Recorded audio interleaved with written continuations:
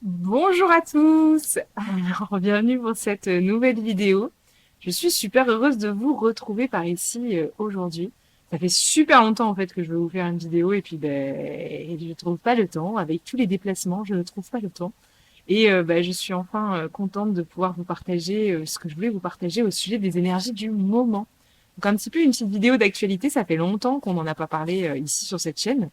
Et puis, il s'est quand même passé pas mal de choses ces derniers temps, en l'occurrence une grosse éclipse, mais pas que.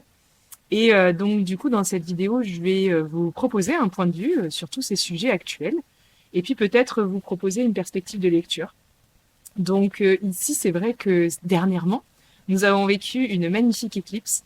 Alors, bon, moi, je ne suis pas la plus douée en astrologie, c'est pas trop mon cheval de bataille, à vrai dire, mais évidemment qu'il s'est passé pas mal de choses. Ça, c'est sûr, ça s'est laissé ressentir d'ailleurs. Par contre, ce que je voulais vraiment dire par rapport à toutes ces manifestations astrologiques, c'est que ce qui est important quand même de saisir, c'est que ce qui se passe dans le ciel se répercute forcément sur les êtres, hein, puisque nous sommes des intercesseurs entre le ciel et la terre, hein, clairement des antennes, hein, tout simplement. Donc ce qui se passe sur Terre comme ce qui se passe dans le ciel a un impact direct sur nous et même très révélateur de ce qui se passe en notre sein. Mais il est quand même important de dire et de rappeler à tout le monde que ce qui se passe à l'intérieur de chaque être est propice à chaque être, en fait. Même si bon, on peut dessiner des tendances, même si on peut dessiner des orientations globales, des intentions globales, c'est important quand même de rappeler que chacun vit les choses à sa manière. À titre d'exemple, par exemple, moi je suis entourée de personnes très dans la matière qui n'ont même pas entendu parler de l'éclipse et qui n'ont rien senti du tout, vous voyez par exemple. Donc c'est quand même important de toujours bien garder les pieds sur terre à ce niveau-là et de bien entendre que tout cela dépend du ressenti de chaque être, que cela dépend aussi de l'état d'ouverture de chaque être et puis de la disponibilité dans l'instant par rapport à chacun. Mais s'il y a bien une tendance quand même qui se dessine et qui est sous-jacente, je dirais quand même que c'est une ère, celle que nous sommes en train de vivre, c'est vraiment une ère qui conduit au retour à soi. Ça, c'est très clairement la tendance générale. Alors quand je parle de retour à soi, certains pourraient parler de l'ère du féminin sacré, puisqu'en fait on parle de la même chose. Quand on parle du féminin sacré, et je voulais vraiment en parler parce que j'en parle jamais, parce que je n'utilise pas ces mots-là habituellement, mais c'est des mots que je vois beaucoup tourner. Ici, quand on parle de partir de soi, d'un cheminement au cœur de soi, pour ensuite offrir ça au monde, on parle bien sûr de la polarité plutôt dite féminine. On a tendance à confondre les femmes avec les hommes et notamment les femmes avec la polarité féminine. Quand on parle de polarité féminine et d'ère du féminin sacré, on parle en aucun cas des femmes, hein. On parle d'une polarité qui est à l'intérieur de chaque être. Ça, c'est quand même vraiment important de le soutenir. Et avant de parler de qualité féminine, on parle avant tout d'un état sous-jacent. Et moi, j'aime plutôt parler de ce qui est sous-jacent au niveau énergétique, qui est plutôt vraiment cette idée de revenir à soi. Donc de l'extérieur vers l'intérieur, du dehors vers le dedans. Donc c'est-à-dire, dit autrement, utiliser tout ce qui se passe dehors pour mieux redescendre en son sein. Notamment tout ce qui se passe en ce moment, une éclipse, les relations interpersonnelles, les challenges auxquels on est confronté dans sa vie, plutôt que de chercher à résoudre l'extérieur, utiliser l'extérieur pour mieux descendre au cœur de soi, pour mieux se découvrir, pour mieux révéler l'être que nous sommes. C'est ça la polarité dite féminine, c'est ça l'ère du féminin sacré. C'est avant tout ça. C'est-à-dire que c'est une ère où les êtres vont rentrer en dedans, littéralement. Voilà. Rentrer en dedans sur le plan purement, sur plusieurs plans d'ailleurs en même temps.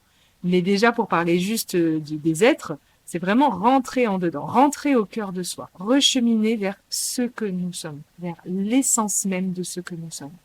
Voilà ce que nous invite cette ère du féminin sacré. Donc ici, c'est une invitation à être plutôt qu'à faire, et ensuite de pouvoir avoir cette capacité d'être en faisant. Ici, c'est important de comprendre qu'on est incarné sur un monde duel et qu'à l'intérieur de chaque être, on dispose de ces polarités dites féminines et masculines. Ici, il faut s'imaginer que si pendant des années, on a beaucoup été dans le faire et dans cette polarité plutôt vers l'extérieur que nous invite cette énergie dite masculine, qui est d'ailleurs pas du tout inintéressante à explorer, ici, l'idée, c'est aujourd'hui de contrebalancer avec une ère qui plus va vers l'intérieur. Mais attention à ne pas imaginer que ça s'arrête là, en fait. C'est pas l'ère du féminin pour l'ère du féminin, en fait. C'est l'ère du féminin pour un petit peu contrebalancer et équilibrer cette polarité dite masculine qui a été un petit peu suractivée pendant tout ce temps, et j'y viens juste après pour une explication plus claire, c'est contrebalancer ça pour permettre à l'être de cheminer vers le centre. C'est-à-dire ni féminin, ni masculin, et plutôt androgyne. Donc, l'état de neutralité, l'état de présence, l'essence de ce que nous sommes. Certains pourraient parler du Christ, du Dieu, enfin voilà, de révéler ce que nous sommes. Ici, j'utilise plutôt le mot de présence, mais on peut utiliser tous les mots que l'on veut. On parle tous de la même chose. Cet état d'équilibre, d'équanimité, de neutralité, cette présence, cette divinité intérieure. Voilà ce que nous invite cette période, et elle ne s'arrête pas qu'au féminin, en fait. Donc ça me paraissait quand même important de parler de ça, parce que c'est vrai que, bon, c'est important de remettre parfois l'église au milieu du village. Mais du coup, étant donné la transition qui est à l'œuvre en ce moment sur Terre, entre cette polarité dite masculine, plutôt l'action tournée vers l'extérieur, et cette polarité féminine qui nous invite à plutôt tourner vers l'intérieur et vers l'être-té, pour ensuite cheminer vers l'être en faisant, bien sûr, rassembler les deux, et donc matérialiser ce que nous sommes venus offrir au monde, parce que c'est comme ça l'intention sous-jacente, hein. C'est pas que d'être dans l'être, hein, ni que dans le faire, c'est de pouvoir matérialiser ce que nous sommes venus incarner et offrir au monde, être en faisant, être le divin qui s'incarne sur Terre et qui offre sa divinité. Ici, le problème, c'est que dans ce mouvement de bascule que nous sommes en train de vivre déjà depuis plusieurs années, mais qui s'accélère et qui s'est nettement accéléré avec l'éclipse et qui va ne faire que s'accélérer. Dans ce mouvement de bascule entre le faire et l'être, il y a un petit temps où il faut imaginer que certains êtres en ce moment touchent à des états qu'on pourrait appeler des états de dépressurisation ou des états de dépression. Ici, comprenez bien, j'ai pris un objet pour bien l'illustrer. Là, ici, je vous ai pris en fait un mala, mais c'est pas le sujet du mala, hein, c'est le sujet d'un élastique. Voilà. En fait, ici, quand on est dans le faire, dans le faire, dans le faire, dans le faire, dans le faire, dans le faire, c'est-à-dire vers l'extérieur, il n'y a pas de souci avec ça du tout. C'est-à-dire, l'idée, c'est de trouver l'équilibre. De laisser l'équilibre se révéler à travers nous, parce que ça ne peut pas se trouver en équilibre. Ça ne peut que se révéler à travers soi. Je précise également au passage.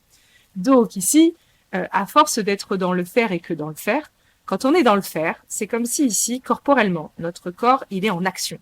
Donc, les muscles se contractent et on est vraiment en train de faire certaines choses. On est en train d'agir. Or ici, comprenez bien, à chaque fois qu'on agit, tous ces muscles se contractent et on est en mouvement. Sauf qu'ici, on sait très bien que quand on est en mouvement, on ne peut pas à la fois être en mouvement et faire plein de choses, et en même temps être dans un état propice à la digestion des informations. Et ici, le problème, c'est que quand on a beaucoup de mouvements vers l'extérieur, on côtoie beaucoup d'univers, on fait beaucoup de choses, et il y a quand même forcément des expériences qui vont nous déstabiliser, nous décentrer. À chaque fois qu'on va se retrouver déstabilisé, décentré par une expérience, c'est comme si une petite information énergétique allait se stocker, comme un débris énergétique, une pensée, une émotion, une structure énergétique qui vient s'accumuler à l'intérieur de nous.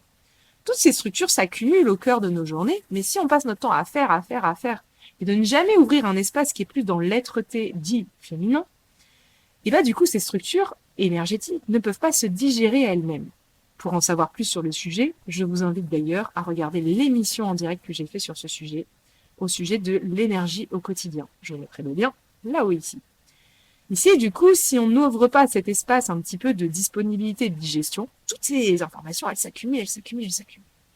Mais au bout d'un moment, à force de faire, d'accumuler, de s'alourdir, du coup de se tendre davantage, c'est comme si nos corps, et ça ici ça représente un corps, ça c'est comme si c'était votre corps, le corps est comme un élastique dans cet exemple, c'est comme si les corps au bout d'un moment allaient venir se contracter. Je vais pas aller plus loin sinon je vais péter. Hein. Et ici qu'est-ce qui se passe au bout d'un moment? Imaginez faire ça pendant longtemps. Imaginez avoir fait ça pendant longtemps. Qu'est-ce qui se passe au moment où, justement, une éclipse se produit, où les énergies du mouvement, actuellement, en ce moment sur Terre, nous invitent à revenir dans l'être-té, c'est-à-dire dans une perspective plutôt d'introspection, de repos et de digestion intérieure. Tout ce qui a été accumulé. Imaginez qu'on ne peut pas digérer des informations tant qu'on est tendu. Tout ce qui a été accumulé sous forme informationnelle pendant tout ce temps, d'un seul coup ici, ça va faire comme l'effet d'un boomerang. Ça va venir se relâcher, d'un seul coup. On parle d'un relâchement corporel. Ici, le problème, c'est qu'au moment où le relâchement a lieu, certains appelleraient ça une dépression. Retirer la pression.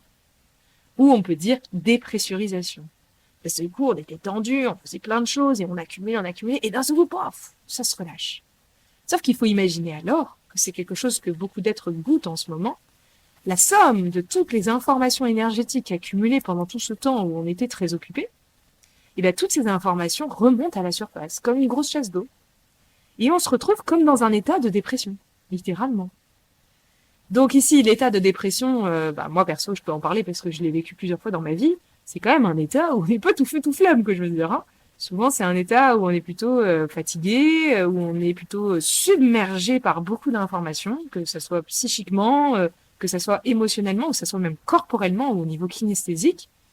Toute cette accumulation rejaillit à la surface pour pouvoir être digérée elle-même. On a bien compris l'idée. Hein. Mais le problème, c'est quoi ? Le problème, c'est que quand il y a ce phénomène de dépression, tout ça rejaillit à la surface. Et si on tombe dans cette espèce d'état aussi nonchalant où on n'a rien envie de faire, on n'a plus d'élan, on n'a plus de goût, on n'a plus de sens, c'est quand même un état qui est difficile à vivre et qui souvent va être diagnostiqué comme dépression. Et le problème ici, c'est qu'à l'instant où je vais commencer à croire que j'ai une dépression, parce que j'ai tous les symptômes, je vais commencer inconsciemment à venir m'identifier à la dépression. Et c'est là où je vais développer une véritable dépression. Puisqu'en fait, je vais mettre toute mon énergie, je vais commencer à croire que c'est ça, et puisque nous sommes les créateurs de notre réalité, je vais littéralement matérialiser ça. C'est-à-dire que cette expérience qui normalement est temporaire, hein, elle n'a pas pour but de durer la nuit des temps, hein, elle est temporaire. Mais le problème, c'est qu'au moment où je la vis, je ne sais pas quoi faire, et il y a des chances que je vienne m'identifier à ça. Et que du coup, l'état dépressif dure. Et que ça devienne à terme un état dépressif permanent. Voilà. Donc ça, c'est une première chose que je voulais vous dire, parce que c'est quelque chose que beaucoup d'êtres vivent en ce moment. Sachez que si vous vivez un état comme ça, où vous passez beaucoup de temps à dormir, où vous avez plutôt le verre à moitié vide qu'à moitié plein, et où vous sentez un petit peu avec des douleurs ou avec des sensations qui remontent, sachez que c'est parfaitement normal en fait. C'est même magnifique d'un certain point de vue. Voilà. La deuxième chose, c'est que du coup, dans tout ce phénomène de ce passage du faire à l'être, ici, tout ce passage qui va nous demander un ajustement aussi au niveau corporel, certains êtres vont également résister à ce passage. Donc, on a beaucoup de chance, ceux qui rentrent dans des phénomènes de dépressurisation. Parce que ça, c'est un réflexe, en fait, la dépression. Retirer la pression, c'est un réflexe du corps. Sauf qu'il y a des êtres qui vont développer des stratégies pour ne pas être confrontés à ce mécanisme. Et c'est très inconscient, sachez-le, vraiment. Et les êtres que je vois personnellement faire beaucoup ça sont surtout les êtres logés dans la spiritualité. C'est pas pour en faire un cheval de bataille, c'est parce que c'est très nettement le cas en fait. Il y a nettement moins de résistance sournoise et subtile chez les êtres dans la matière que chez les êtres qui sont plutôt branchés spirituels. Donc, les résistances, elles deviennent beaucoup plus subtiles et beaucoup plus sournoises. Je vous en donne quelques-unes que j'observe beaucoup dans beaucoup de rencontres ou même de choses que je peux entendre et auxquelles je peux connecter, des questionnements qu'on me repose tout le temps. Ici, quand on est face à ce phénomène un petit peu qui va commencer à bouger, finalement, en ce moment, dans cette ère de transition, c'est une grande transition planétaire ce qu'on vit. Dans toutes les transitions, c'est normal d'avoir peur. C'est normal d'avoir des phénomènes un petit peu de résistance et de contrôle qui apparaissent. Un des phénomènes les plus classiques que je vois et que j'observe pour limiter finalement l'impact que ça pourrait produire, c'est qu'on va commencer à raconter des histoires. Et notamment dans le milieu spirituel, on raconte beaucoup d'histoires. Donc on va commencer par exemple à valider le fait que l'on ne se sent pas forcément bien. On va valider ça sous couvert d'une éclipse ou sous couvert d'une énergie actuelle. Bah ouais, mais non, en fait, si tu te sens pas bien, c'est parce que, oui, il y a des phénomènes astrologiques qui se produisent, mais ça, c'est depuis la nuit des temps, en fait. On n'a pas attendu 2023, on est en 2023 ou on est en 2024 2023-2024, je sais jamais dans quelle année on est. On n'a pas attendu cette année-là pour que quelque chose se produise au niveau astrologique. Il y a plein de choses qui se produisent tout le temps, depuis la nuit des temps, d'ailleurs. Donc, c'est pas quelque chose de nouveau, en fait. Par contre, ce qui est intéressant, c'est de voir ô combien derrière des phénomènes astrologiques ou derrière des phénomènes énergétiques, certains vont alors dresser des histoires. Plutôt que de reconnaître que bah oui, là en ce moment, je suis dans un phénomène de chasse d'eau où des informations remontent à la surface et c'est vraiment fabuleux, et du coup, les appréhender, plutôt que de reconnaître ça, on va dire, oh là là, dis donc, en ce moment, je suis pas bien, c'est normal, c'est à cause de l'éclipse. Bah oui, mais là, tu prends pas ta responsabilité, en fait. Là, tu fuis complètement. Tu viens de relier une sensation intérieure à un phénomène extérieur. Dit autrement, tu viens d'expliquer quelque chose que tu vis dedans avec un phénomène qui est dehors. Donc, tu viens pas de regarder ce qu'il y a dedans. Donc, tu chemines pas vers l'intérieur. Ici, un être qui chemine vers l'intérieur est un être qui plonge, mais plongé, qui plonge véritablement au cœur de tout ce qui est disponible, sans chercher sans cesse à trouver des excuses qui, la plupart du temps, viennent de phénomènes qui sont au dehors, c'est-à-dire dans le principe masculin, et non pas dans l'intériorité. Donc, que ça soit l'autre le problème ou l'éclipse le problème, on a juste changé le cheval de bataille. Dans la matière, on va vous dire oui, mais c'est l'autre le problème. Et puis dans la spiritualité, on va vous dire mais c'est l'éclipse le problème. Mais on va pas le dire comme ça. On va dire, dis donc, là en ce moment, les énergies sont très remuantes et c'est un truc de fou, comme je le sens. Bah non, en fait, tu ressens bien ce que tu ressens d'ailleurs, et c'est lié peut-être à des énergies, pourquoi pas, mais si c'était lié à autre chose, ça serait la même chose, en fait, ça changerait rien. Parce que ce qui compte, c'est ce que tu ressens dedans. C'est pas, quand, je dis souvent aux gens, quand il fait beau le matin, ou quand il pleut, genre, tu te lèves le matin, tu regardes la météo. Est-ce que ça te viendrait à l'idée, sincèrement, de te demander d'où vient l'anticyclone qui a créé l'orage qui est au-dessus de chez toi ce matin? Bah non, il n'y a personne qui va faire ça.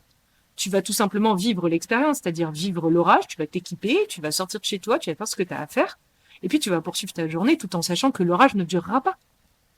Pourquoi ne faisons-nous pas la même chose avec nous-mêmes? Quand quelque chose se produit à l'intérieur de nous, à quoi ça sert que de savoir que c'est parce qu'il y a une éclipse, que c'est parce qu'il y a un machin, que c'est parce qu'il y a un truc? Qu'est-ce que ça change en fait? À quoi ça sert de savoir d'où vient l'anticyclone? Est-ce que ça change quelque chose à l'orage que nous sommes en train de vivre? Bah oui, ça change quelque chose. Le pire, c'est que c'est ça. C'est que ça oriente la responsabilité sur l'extérieur. Donc la personne ne vit pas pleinement son expérience. C'est une forme de fuite. C'est une forme de contrôle. Et ça, on ne s'en rend pas compte. Parce que ici, on ne se rend pas compte qu'au moment où on va relier un phénomène que nous sommes en train de vivre avec une circonstance qui est en extérieur, on ne se rend pas alors compte que l'on vient s'identifier à tout cela en même temps. Et du coup, il y a une part de nous qui presque se neutralise là-dedans, qui se dit oh bon bah si c'est à cause de l'éclipse, du coup tout va bien en fait. Bah non en fait, tout va pas forcément bien. Là, ce que tu es en train de vivre, tu as besoin de plonger au cœur de ça. Oui, mais de toute façon, tout ça, ça va passer puisque c'est l'éclipse et puisque c'est machin. Bah ouais, mais tu regardes où quand tu dis ça? Tu regardes dedans ou tu regardes dehors? Bah tu regardes dehors. Donc, tous ces phénomènes-là, c'est quelque chose que je vois de manière très subtile et de plus en plus populaire, puisque ce que j'observe quand même, c'est quand même, soyons clairs, ben, il est temps de le dire, mais quand on voit, je sais pas, tous les messages et tous les vidéos qui peuvent être partagés où il est marqué urgent en tout premier ou point d'exclamation, grand message canalisé, tout ça, c'est toujours les vidéos qui sont waouh, hyper plébiscitées, comme si un grand message venu de l'extérieur allait nous aider à mieux vivre l'intérieur. Ou comme si, grâce à un message venant de l'extérieur, on allait pouvoir se rassurer sur ce qu'on vit dedans. Mais tout ça, c'est des foutaises d'un certain point de vue. Mais on ne s'en rend pas compte quand on le fait. Donc ici, je tenais vraiment à le dire parce que toutes ces stratégies-là qui sont très inconscientes mènent à une absence de relâchement. C'est-à-dire que ces êtres-là ne connaissent pas les phénomènes de dépression puisqu'ils ne regardent pas dedans, ils regardent dehors. Et donc ici, le problème, c'est quoi? C'est qu'ils ne pénètrent pas véritablement cette intériorité. Voilà. Donc ici, c'est comment un phénomène extérieur dans la matière s'est retranscrit par des phénomènes extérieurs dans la spiritualité. Mais on parle du même problème, en fait.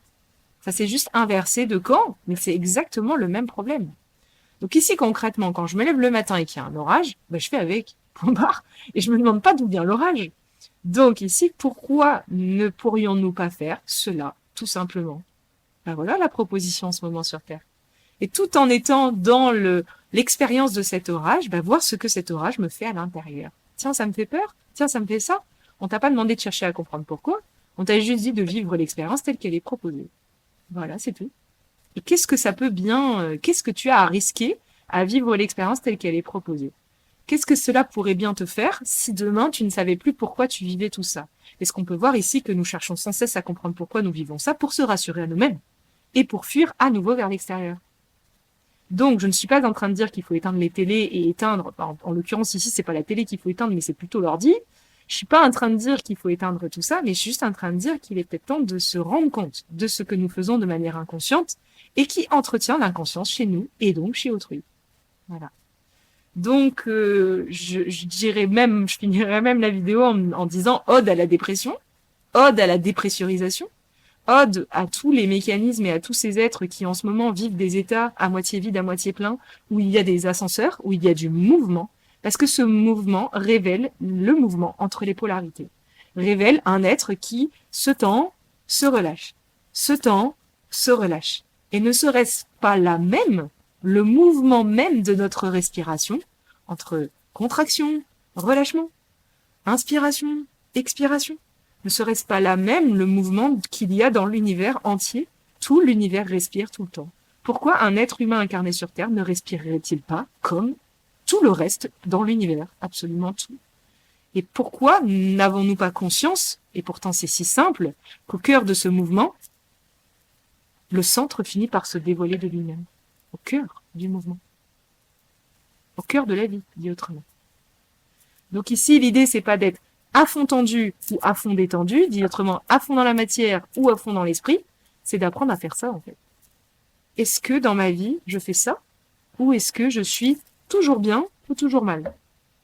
Donc ici, attention dans les phénomènes de dépression à ne pas s'identifier à la dépression et donc être toujours mal.